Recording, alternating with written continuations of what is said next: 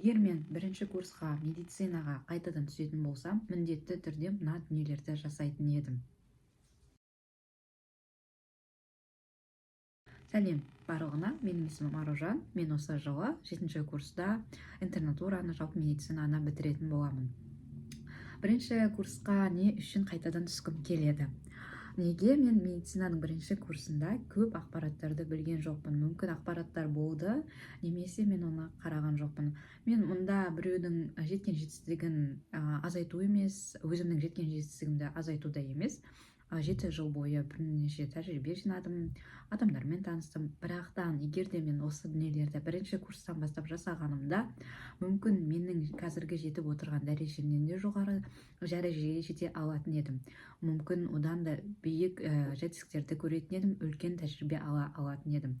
Бірақтан мен бұл ақпараттарды немесе бұл дүниелерді соңғы курстарда білгенімнің әсерінен қазір оларды үйреніп алу немесе ол дүниелерге қол жеткізу біршама мен үшін қиын. Ештен кеш жақсы дегенмен, қазір енді ол қателіктерді орнын толтыруға деуге болады. Қателік емес, ол дүниелердің орнын толтыруға мен тырысып жатырмын. Бірақтан мүмкін бірінші курсқа оқуға тапсырайын деп жатқан, осы жылы мектеп бітіріп жатқан оқушыларға, бірінші курсқа енді оқуға түсіп жатқан студенттерге бұл ақпараттарды керек болады деп ойлаймын. Бұл жерден әркім өзіне қажет ақпаратты таба алады деп ойлаймын.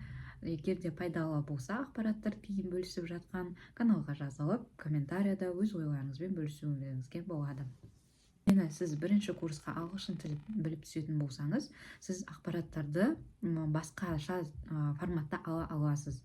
Қатып қалған бір қазақ тілінде ақпараттар өте жақсы, бірақтан кейбір ақпараттарды немесе суреттерді ағылшын тілінде қарайтын болсаңыз, ағылшынша кітаптарды оқитын болсаңыз, өте керемет. Кейбір қазақша кітаптарға қарағанда ағылшынша атластардың суреттері өте анық көрінеді, анатомияда, физиологияда. Мұнда мен қазір бірнеше кітаптардың суреттерін қойып кетемін. Сол жерден де өзіңіз көрсеңіз болады ағылшынша кітаптардың суреттерінің қандай әдемі екендігін. Содан бастап сіз ойлауыңызды арттыра бересіз.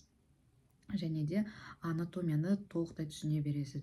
Және де бір ерекшелігі ағылшындық оқу методикасында, мысалға оларда сүйекті өтетін болса, астында қандай аурулары болуы мүмкін сүйекті. Яғни клиникалық ойлауды бірден дамытуға арналған кейстарды да бөлісіп кетеді. Сол ерекшелігі. Және де егер де ағылшын тілін жетік білетін болсаңыз, сіз академиялық мобильность арқылы, яғни академиялық ұтқырлығы арқылы басқа университеттерге оқуға бара аласыз, шетелдерге бара аласыз, немесе волонтер бола аласыз. ВОЗ-дың өзінің арнайы бағдарламалары бар, волонтерлыққа арналған, немесе ЮНИСЕФ-тің бағдарламалары бар ағылшын тілін білетін адамдарға. Және конференцияларға, сіз шетелдік конференцияларға еркін ағылшын тілінде қатыса аласыз. Стажировкаларға қатысуға мүмкіндік өте жоғары болады. Сіздің мүмкіндіктеріңіз өте көп ашылады. Мен ағылшын тілін білмегендіктің әсерінен, яғни мен ағылшын тілінде сөйлей алмағандықтан, стажировкаларға бара алған жоқпын ағылшынша. Бірақтан мүмкіндіктер болды, бірақ менің арнайы білімім болмағандықтан. Сол себепті де, егер де шетелде білім алғым келеді дейтін болсаңыз, міндетті түрде ағылшын тілін бірінші курсқа түспей жатып дамытуға кеңес беремін. Екінші маңызды бір кеңес, медициналық оқу өте қиын, бірақтан өз денсаулығыңызға да көңіл бөлуге кеңес беремін. Мен 7 жыл бойы оқып жатқан кезде, және өзімнің достарымнан байқайтыным, өзімнен де байқайтыным, біршама денсаулыққа мән бермей қойдық. Өзіміз пациенттерге денсаулыққа мән беру керек деп айтамыз, бірақтан өзіміз мүлде қарамаймыз. Сол себепті де барынша ең бірінші өз денсаулығымызды ойлауымыз керек. Адамдарға ауру дәрігердің керек жоқ, шындығын айтқан кезде. Егер де сіздің денсаулығыңыз жақсы болып тұрса, үлгі көрсете алсаңыз өз денсаулығыңызбен өзгелерге, ол өте жақсы деп ойлаймын.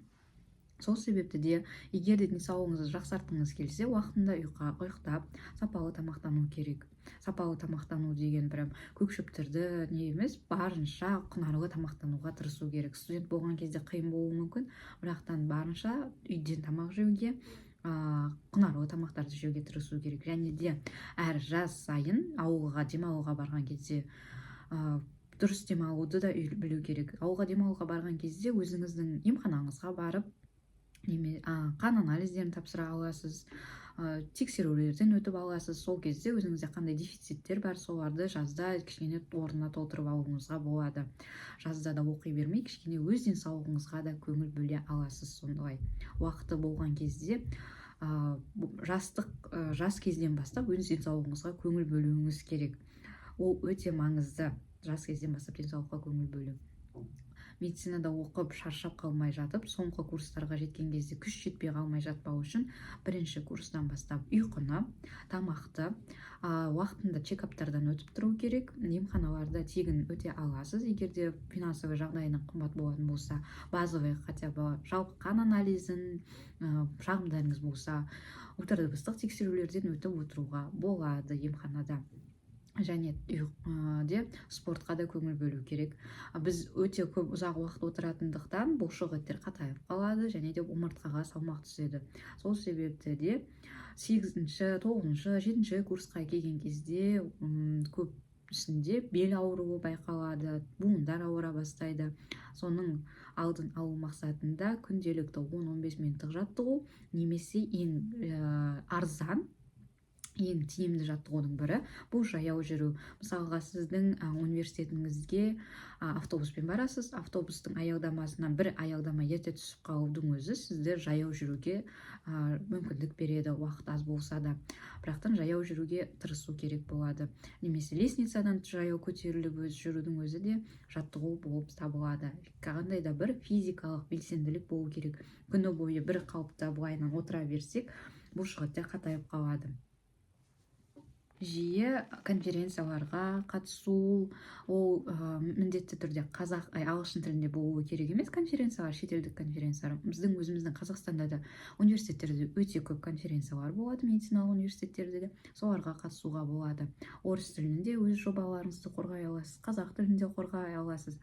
Бірақтан конференцияға барып жай ғана фотоға түсіп, немесе кофе ішіп қана қайту емес.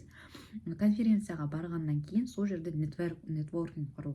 Ана жердегі білімді врачтармен танысып алу, студенттермен танысып алу, ол жерде студенттер қалай өздерін ұстайтындығын көру, врачтар өздерін қалай ұстайтынын көру. Мүмкін сіздің жобаңыз біреуге қызығып, бір дәрігер қызығып, ары қарай дамытуға кеңес беретін шығар, өздерінің кеңестерін береді. Сол ең маңыздысы конференцияларға барған кезде нетворкинг құруға өте қолайлы орта болып табылады. Медициналық білімді арттыруға, жалпы жан-жақты дамытуға нетворкингтің маңызы өте зор. Тағы бір кеңес қаржылық сауаттылықты арттыру. 7 жыл бойы оқығандықтан, қазір енді 6 жыл оқиды студенттер. 6 жыл бойы оқу және де тағы да резидентураны оқу ұзақ уақыт. Сол себепті де ата-анаңызға салмақ салмау үшін сіз өзіңіз қаржылай тәуелсіз болуға әрекет жасайсыз. Ол өте дұрыс деп ойлаймын.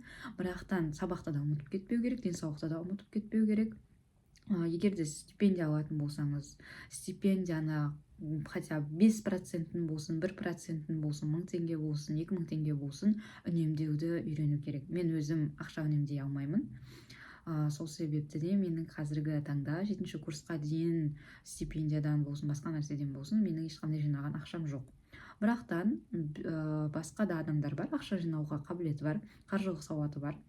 Аз-аздан болсын үздіксіз жинаудың арқасында өздеріне ноутбук сатып алып жатыр, өздерінің ақшасына рассрочкаға емес, немесе телефон сатып алып жатыр. Бұл өзіңізге де үлкен жеңілдік, ата-анаңызға да үлкен жеңілдік болады.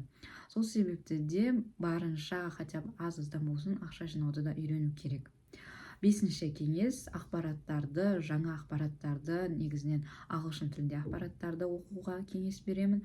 Соңғы ақпараттар, кітаптар, ағылшынша кітаптар кейде орыс тіліне аударған болады. Сол ақпараттармен танысу керек. Ескі ақпараттарда жақсы, бірақтан бәрібір егер де заман талабына сай, білімді, конкурентоспособный дейді ғой, бәсекелеске қабілетті дәрігер болғыңыз келсе, соңғы жаңа ақпараттармен танысу керек. Жаңа кітаптарды оқу керек, жаңа аударылған болсын, немесе ол кітаптарды аударып оқу керек. Және де ғылыми PubMed, Cochrane сияқты пабликтарда қандай зерттеу жұмыстары болып жатқандығы жайында, яғни заманның трендін, білімді трендовый медициналық білімдерді де біліп отыру керек. Ескі бір 90-80 жылдардағы біліммен қалып қоймауға кеңес беремін. Мысалға, кейбір кітаптарда жазылуы мүмкін қойдың майы пайдалы деген сияқты. Ондай ескі ақпараттарды алмай, жаңа ақпараттарды алып, жаңа көзі ашық жас буындардың қатарына қосу үшін бәрі бірде жаңа білімдерді алуға кеңес беремін. Барып бөліскім келгені осы. Мүмкін сіз өзіңізге бір пайдалы ақпарат табарсыз, мүмкін таппарсыз. Бірақтан ең бастысы, егер де медициналық білімге қадам басып жатсаңыз, бірінші курсқа түсіп жатсаңыз, мен сәттілік тілеймін. Бұл өте қызықты жол, өте еңбекті қажет ететін жол.